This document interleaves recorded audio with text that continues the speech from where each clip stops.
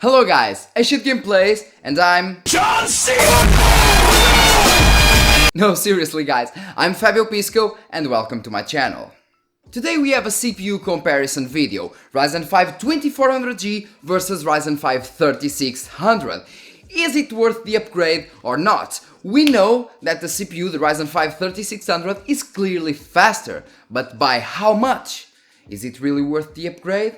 Is it really worth the extra money? And well, most of you must be thinking something like, well man, why are you doing this video? This video is really stupid, comparing a Ryzen 5 2400G to a Ryzen 5 3600.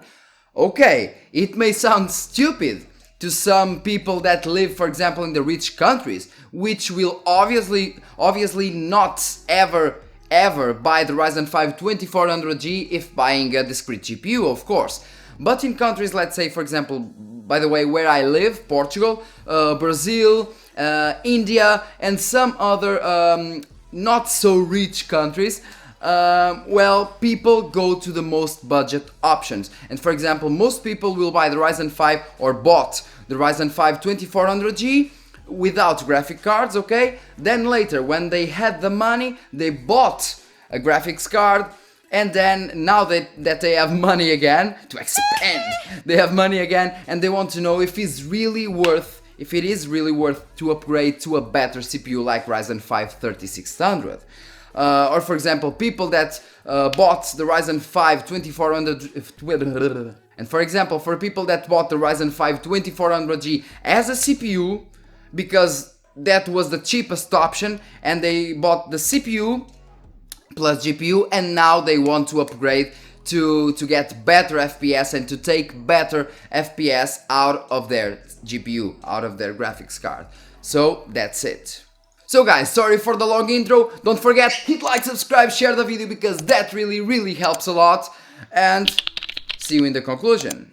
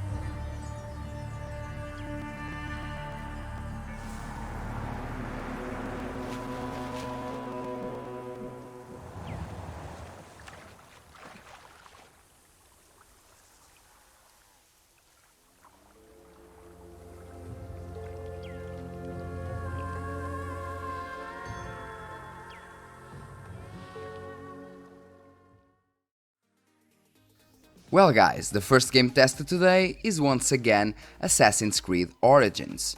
And man, what a night and day difference. Using the same exact GPU and RAMs, the difference is astonishing. At 1080p, the 1% lows on Ryzen 5 3600 are higher than the average FPS on Ryzen 5 2400G. That is something out of this world. The difference is still huge at 1440p and not so noticeable at 4K. Still, the difference between these CPUs is the difference between a laggy gameplay and an enjoyable one.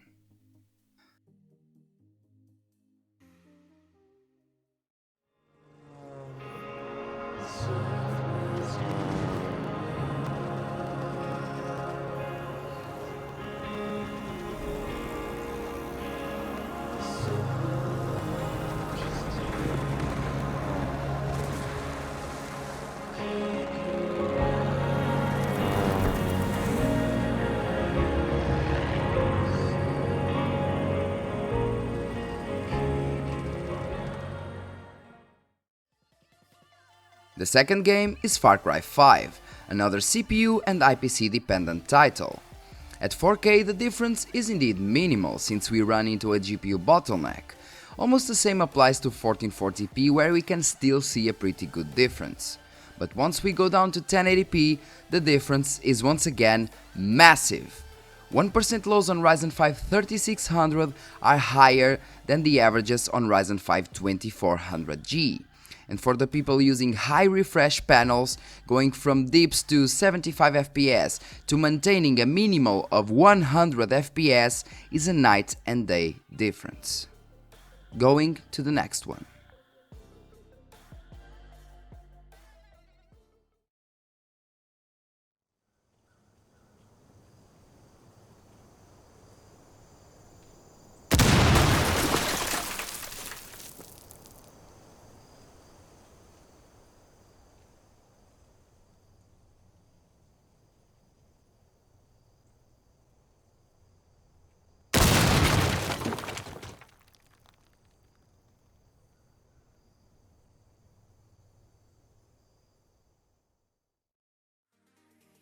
Now with Rainbow Six Siege. Well, this game is known to be more GPU-sided than CPU-sided, and it can be seen since even Ryzen 5 2400G can achieve around 224 average FPS. Still, that won't make the difference smaller. At 1440p and 4K, the difference is pretty small since we run into a GPU bottleneck, but once we eliminate that factor, the difference is around 60 average FPS. But once again, the biggest difference is not on the average FPS, but instead on the 1% lows, where we have a difference of 48 FPS, and that increases a lot the smoothness of the gameplay.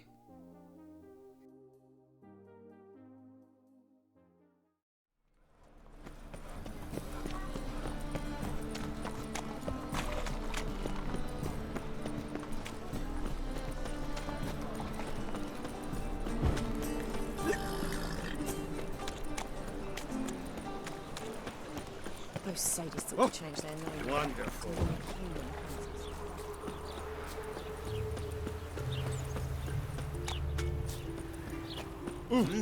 Beg your pardon?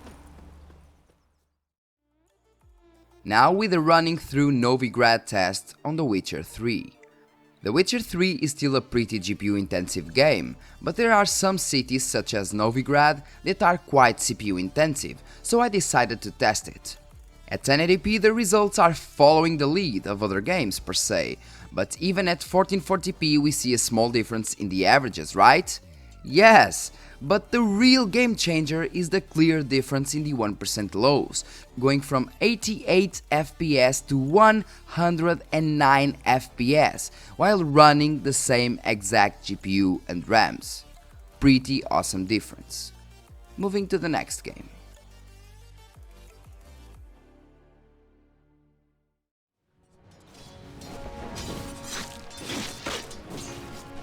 I go.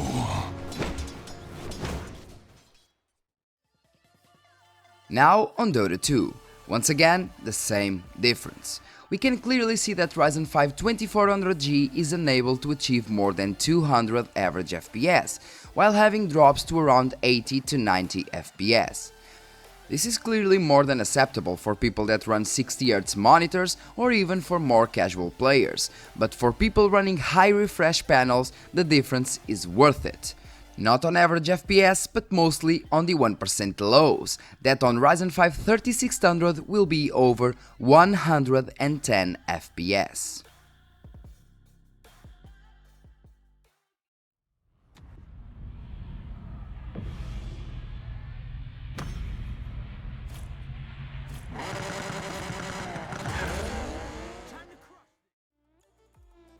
The last game tested is Need for Speed Payback. This game tends to leave me with pretty interesting results, but this time it follows the trend. Once again at 1080p the difference is huge, and Ryzen 5 2400G has drops to around 60 FPS, which is pretty disappointing, while Ryzen 5 3600 will maintain a minimum of 94 FPS, which is more than the 90 FPS average on Ryzen 5 2400G. If we used ultra settings and maybe let's say a GTX 1060 or an RX 580, the difference at 1080p would maybe be a bit less than we see here at 1440p.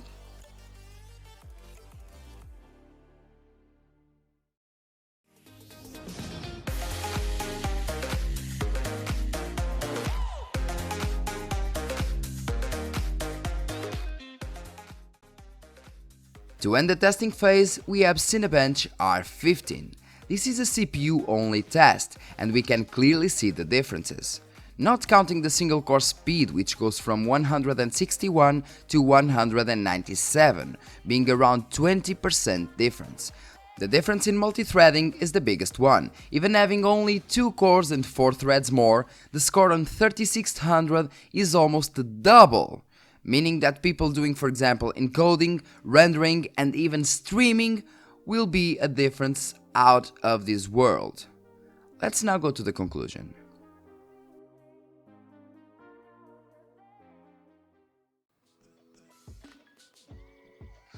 So guys, is it really worth the upgrade or not?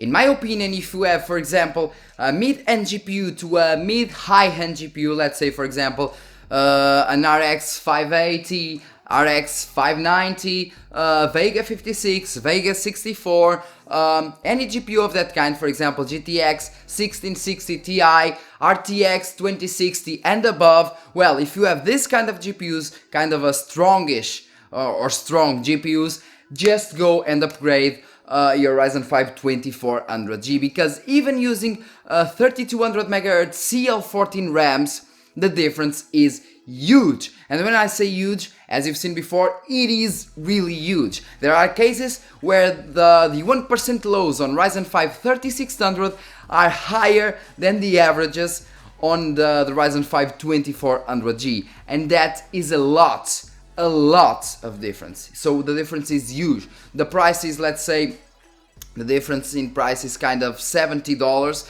but for $70 you have a way better performance. And let's not forget that we are using 3200 MHz CL14 RAMs, and Ryzen 5 3600 can go way higher, because overclocking RAMs on Ryzen 5 3600 is way better because of the newer architecture.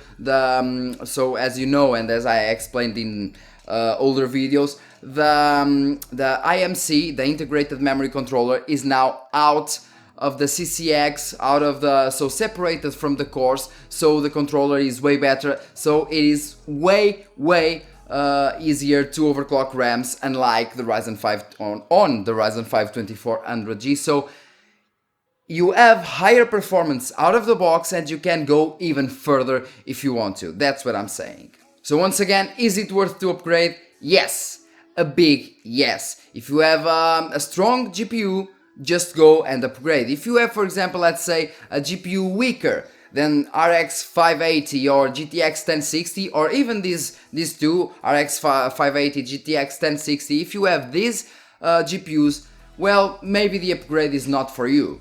But if you have a stronger GPU than this, then go for the upgrade, because you will have a great CPU for your GPU, and you'll still have a great CPU for the years to come. That's all I have to say. And well, that's all for today, guys. Don't forget, hit like, subscribe, share the video, because that really helps a lot the channel. And the next videos will be more CPU tests. So for example, using the Ryzen 7 1700 and using some more CPUs. Also, memory speed comparisons on Ryzen 5 3600, using, for example, the same FCLK, so the same Infinity Fabric speed, and using and I'll make a video solely to Infinity Fabric overclocking. Thanks a lot for watching one more time, and see you in the next video.